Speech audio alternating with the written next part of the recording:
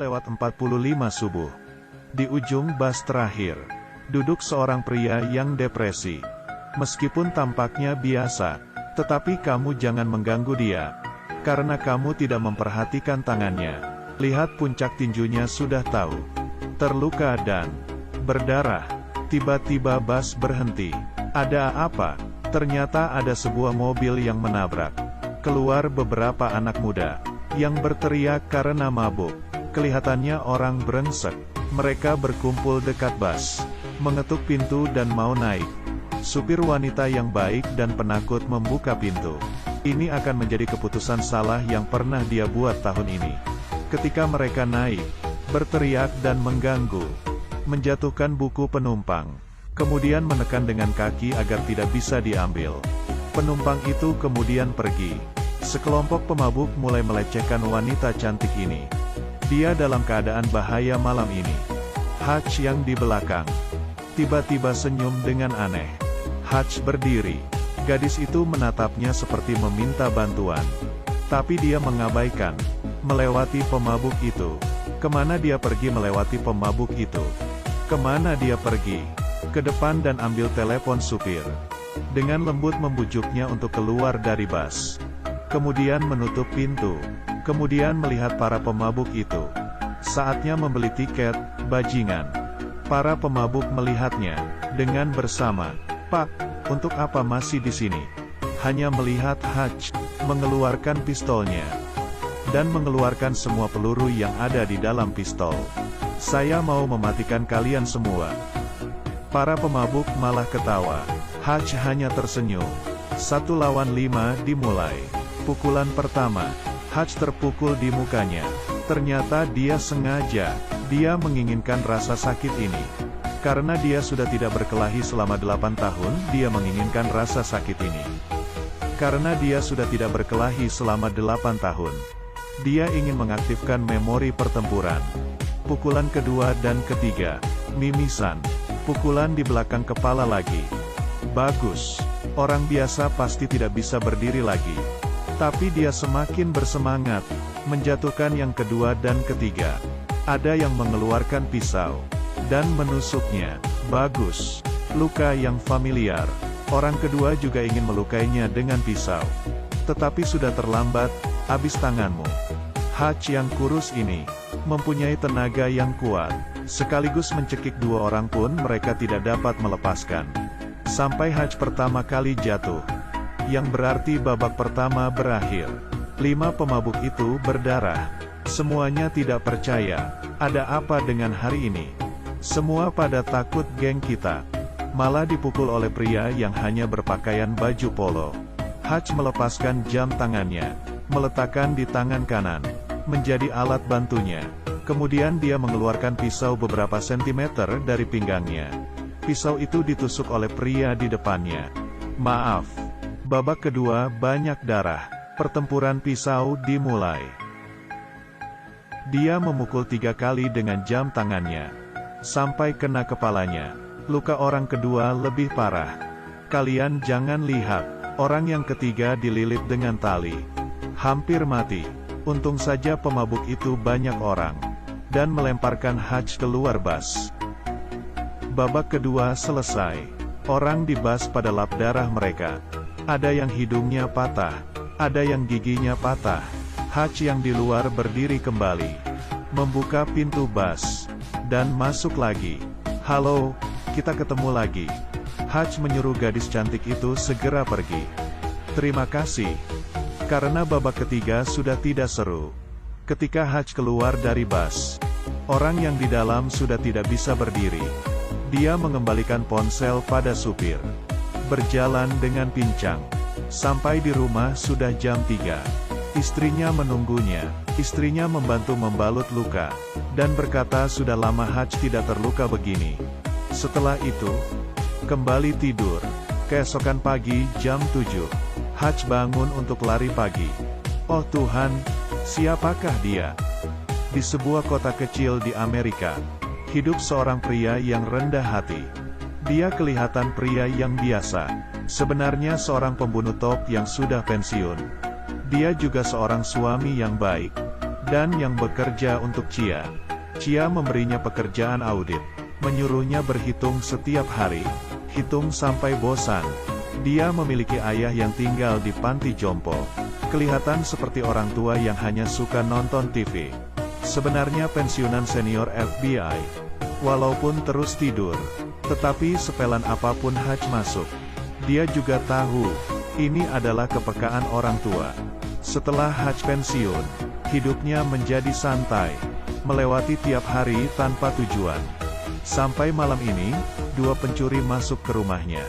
Padahal bisa memukul mereka, tetapi dia melihat, salah seorang pencuri itu adalah wanita. Pistol yang dipegangnya tidak ada peluru. Dia berbelas kasihan. Membiarkan uangnya diambil, dia berbelas kasihan. Membiarkan uangnya diambil. Setelah kejadian ini, Hutch diketawai tetangga. Polisi juga mengatakan dia tidak berguna. Iparnya mengatakan dia sampah. Putranya pun juga merasa ayahnya tidak berguna. Akhirnya Hutch melampiaskan depresinya di malam itu. Di sebuah bus, dengan kekuatan sendiri, menghajar beberapa pemabuk yang mengganggu gadis cantik. Kemudian menghilang. Tetapi karena pertempuran inilah, dia mendapat masalah.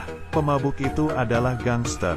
Salah satu di antaranya adalah kerabat bos gangster. Bos gangster melihat adiknya terluka parah. Bersumpah ingin membalas dendam. Mereka mengambil kartu transportasi Hutch di dalam bus. Tidak lama kemudian tahu alamat rumahnya. Malam itu, Hutch menyiapkan makan malam untuk keluarganya. Tetapi sebelum makan, dia sudah merasakan, ada beberapa mobil berhenti di luar rumah. Dia tahu bahwa masalah datang mencarinya. Hutch langsung menyuruh keluarganya meletakkan semua makanan, dan bergegas ke ruang bawah tanah. Keluarganya ketakutan mendengar perkataannya. Di pintu ruang bawah tanah, Hutch membuka gerbang rahasia yang dia rancang diam-diam. Ruang bawah tanah ini sebenarnya adalah benteng anti peluru. Hutch berada di luar, hanya meninggalkan sebuah pesan. Jangan lapor polisi. Kemudian menutup pintu. Dia mau menghadapinya sendiri. Di luar 7 pembunuh yang bersenjata pelan-pelan mendekati rumah. Tiba-tiba lampu seluruh rumah dimatikan. Mengandalkan lampu di atas kepala, pembunuh membuka pintu dan mencari mangsa dalam kegelapan. Tetapi mereka tidak tahu, merekalah mangsa itu. Hutch keluar, hanya menggunakan sebuah kayu, dan memukul 2 gangster yang tidak sempat melawan. Kali ini dia tidak akan berbelas kasihan lagi, karena lawan sudah melewati batasnya. Dengan cepat 2 orang dibunuh. Masuk ke dapur dan mengambil pisau. Dan membunuh orang ketiga. Kemudian, masih sisa 4 lawan. Juga memukulnya di dapur. Dia menggunakan alat di dapur. Dari piring, sampai ke air panas. Membunuh 1 orang lagi. Sangat disayangkan dia akhirnya disentrum oleh musuh. Saat dia sadar kembali, dia berada dalam bagasi mobil. Tangannya juga diborgol. Terdengar dari suara, masih ada 3 pembunuh di luar. Kemudian Hutch memutar tangannya, dan membuka borgol itu. Dia mengambil alat pemadam api di samping. Menendang dengan kaki, terkena pembunuh yang di baris belakang. Dia keluar dari tempat duduk belakang. Menyemprot bubuk kering pada penumpang depan. Mobil di luar kendali. Kemudian mobil jatuh terbalik. Hutch merangkak keluar dari bagasi. Bagaimana dengan 3 orang itu? Maafkan mereka yang tidak suka memakai sabuk pengaman. Berhati-hati lagi di kehidupan lain kali. Hutch kembali ke rumah, mengeluarkan keluarganya dari ruang rahasia. Istri dan anak-anak melihat kekacauan di rumah. Pembunuh sedang sekarat. Tak terbayangkan, ini dilakukan oleh ayah yang lemah. Hutch membiarkan mereka masuk mobil, menyuruh mereka bersembunyi, kemudian pulang ke rumah lagi. Keluarkan emas batangan yang sudah lama dia sembunyikan. Minum sedikit bir. Kemudian mengebom rumahnya tanpa tersisa. Rumah bahkan 4 pembunuh itu berubah menjadi abu dalam hitungan detik. Hutch menelepon ayahnya, menyuruhnya berhati-hati. Mungkin saja ada lawan yang datang mencari. Ayahnya tidak berkata apapun. Menutup telepon, malah tersenyum. Dua pembunuh datang ingin membunuh seorang lelaki tua yang tinggal di panti jompo. Lelaki tua itu tertidur sambil menonton TV. Pembunuh itu berjalan ke arahnya, mengangkat pistol. Tiba-tiba lelaki tua itu membuka matanya, memegang pistolnya dengan cepat. Jari kelingking menekan ekor pistol. Pembunuh kedua segera menarik senjatanya. Tapi lelaki tua dari bawah selimutnya menarik senapannya. Orang pertama belum bereaksi, juga terkena senapannya. Pekerja perawat di panti jompo terbangun. Apakah itu suara pistol? Dia berlari menuju kamar lelaki tua itu, membuka pintu dan melihat lelaki tua sedang menonton film perang. Tolong kecilkan suara TV. Lelaki tua yang terkena banyak darah di muka mengangkat remote dengan tangan kiri, dan tangan kanannya menekan pembunuh yang sekarat, agar dia tidak berteriak. Setelah menutup pintu, pembunuh itu juga mati. Jangan remehkan seorang lelaki tua yang telah menjadi FBI selama 40 tahun. Walaupun sudah di panti jompo, dan putranya, seorang pembunuh yang pensiun, juga berencana membalas, mau menggunakan kekuatannya sendiri, menghancurkan gangster yang mengganggu keluarganya. Dia menggunakan pembelajaran seumur hidupnya di pabriknya sendiri, buat semua jenis jebakan. Karena senjata tidak banyak, jadi barang yang digunakannya adalah perangkap tikus, paku, batang baja, bahkan stapler. Dia punya cara sendiri. Setelah siap maka mulai. Dia datang ke brankas geng dulu, membunuh semua penjaga di sini. Kemudian menaruh minyak anggur pada uang tersebut, membakar tumpukan uang ini. Kemudian datang ke pangkalan bar bos gangster. Bos sedang nyanyi. Selesai nyanyi melihat Hutch makan di tengah keramaian. Bagaimana dia masuk ke sini? Bos gangster terkejut. Segera sekelompok gangster mengepung Hutch. Puluhan pistol tertuju padanya. Bos mengatakannya sangat berani. Hutch pelan-pelan membuka kain di mejanya. Ternyata bom terkait dengan jarinya akan meledak jika tertarik. Hutch dengan santai lap mulutnya. Bos hanya bisa menyuruh bawahannya keluar, berdiskusi dengannya. Lelaki boleh berperang, tetapi tidak boleh menyuruh orang ke rumahnya, mengganggu keluarganya, sehingga saya membakar brankas. Sebagai pelajaran, sekarang ku berikan satu kesempatan. Berhenti dan semua selesai.